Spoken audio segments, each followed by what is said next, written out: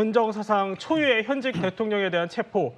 그 긴박했던 순간을요, 저희가 영상으로 한번 정리해봤습니다.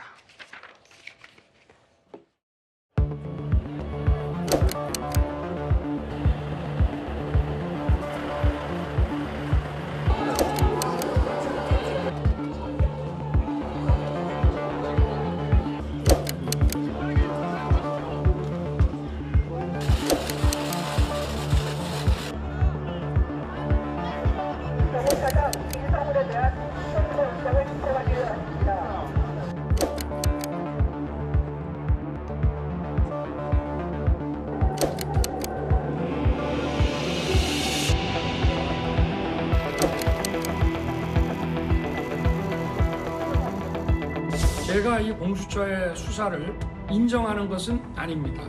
대통령으로서 이렇게 불법적이고 무효인 이런 절차에 응하는 것은 이것을 인정하는 것이 아니라 불미스러운 유혈 사태를 막기 위한 마음일 뿐입니다.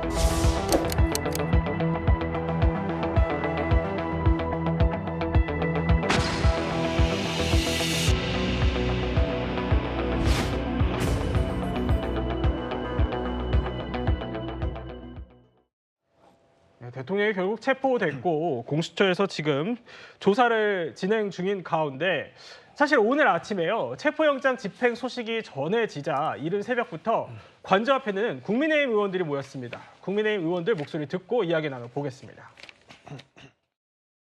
공수처와 국가수사본부는 불법 체포영장 집행을 즉각 중단할 것을 촉구합니다. 현행 대통령에게 이런 물력을 무리하게 불법적으로 행사하는 것은 대한민국 법치주의를 후퇴시키는 것입니다. 맞습니다. 권행진 의원께서 공수처 진입 과정에서 좀 이렇게 폭행을 당하신 것으로 보여지고요. 폭행이 의도적인 폭행인지 혹은 이렇게 불찰로 인한 폭행인지는 모르겠지만 옷도 찢어지시고 또 일부 분들은 얼굴을 이렇게 핥히시기도 하고 그리고 시민분들도 과정에서 이제 좀 다치셔가지고 실려 가시는 그런 일도 있었습니다.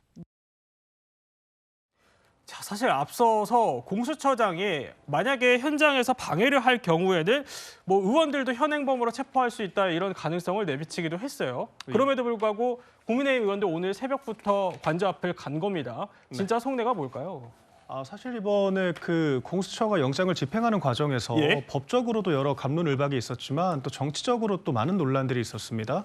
이를테면 민주당의 이상식 의원이 공조본과 내통을 하고 있다. 그리고 수사기밀들을 페이스북에 올리는 이런 등의 또 논란들이 있었고요. 그러니까 국민의힘 입장에서는 대통령이 법적인 절차, 위법적인 행위를 해서 수사를 받는다라고 해도 그 수사 과정은 또 법에 입각해서 절차에 입각해서 이루어져야 하는데 그런 부분들이 지켜지고 있지 않았다라는 항의 방문을 했다로 이해할 수 있을 것 같고요. 또한 제가 봤을 때도 이게 비례 원칙이나 적법 절차의 원칙에 어긋나는 부분들이 많습니다. 그러니까 체포에 실익이 있어야 되는데 사실 묵비권을 행사하면 48시간 동안 얻을 수 있는 게 아무것도 없고요. 우리가 조금 더 멀리 봤을 때도 지금 그 헌법재판소에서 탄핵 판결이 아직 인용이 되지 않은 상태이지 않습니까? 근데 만약에 헌법재판소에서 길어야 이제 평균적으로 한 3개월 정도의 지금까지는 결과가 나왔는데 만약에 대통령의 이런 탄핵 심판이 기각이 된다면 대통령이 구금이 된 상태에서 직무를 수행해야 되는 상황이 도래할 수도 있는 거거든요. 그러니까 이 공수처의 무리한 이 위법적인 이 영장 집행이 도리어 혼란을 부추기는 결과가 될 수 있다는 것이기 때문에 법적으로뿐만 아니라 정치적으로도 문제 제기를 할 수 있다라고 저는 생각을 하고요. 국민의힘 의원들이 그런 취지에서 오늘 관저 앞과 이제 공수처에서 이 항의를 하고 있는 것으로 보입니다. 그런데 저 관저 앞에 갔던 윤상현 의원이 또 브리핑을 열어서 기자들에게 내용을 공유하고 있습니다. 제가 간단하게 속보로 전해드리면 윤석열 대통령이 현재 대단히 의연하고 웃으며 모든 각오를 하고 있다라는 상황을 전하고 있고요. 또 울면서 절하는 원외위원장 등을 두들겼다 이런 상황도 설명을 하고 또 원외위원장 경호인들을 위로했다라는 당시 상황을 윤상현 의원이 전하고 있습니다. 강성필 부대변인은 오늘 국민의힘 의원들 또 윤상현 의원의 이 현장 분위기, 전하는 현장 분위기 좀 어떻게 들으셨습니까?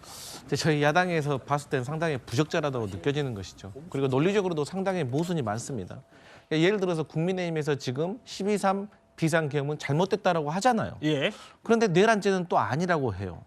그런데 대통령을 지키겠다고 하거든요. 그런데 또 대통령이 그러면 격려차 점심 먹자고 하면 또 먹지는 않습니다. 또 그런 상황에서 지도부는 또 이들하고 선을 긋고 있어요. 그것은 뭐냐면 저희들이 해석을 하기에는 지도부 입장에서는 예. 만약에 대통령의 탄핵 심사가 인용이 되면 조기 대선은 상수가 되는 것이고 조기 대선이 이루어진다면 대통령과의 결별은 상수가 또 되는 거거든요. 그런 차원에서 지도부에서는 대통령과의 어떤 금도성을 조금 떼어내려고 하는 그런 노선으로 가야 선거를 준비를 할 수가 있는 것이고 또 지금 관저에 몰려가신 분들은 제 개인적인 생각으로는 각자 나름대로의 정치적인 목적이 있는 것이 아닌가 저는 그렇게 생각되어집니다.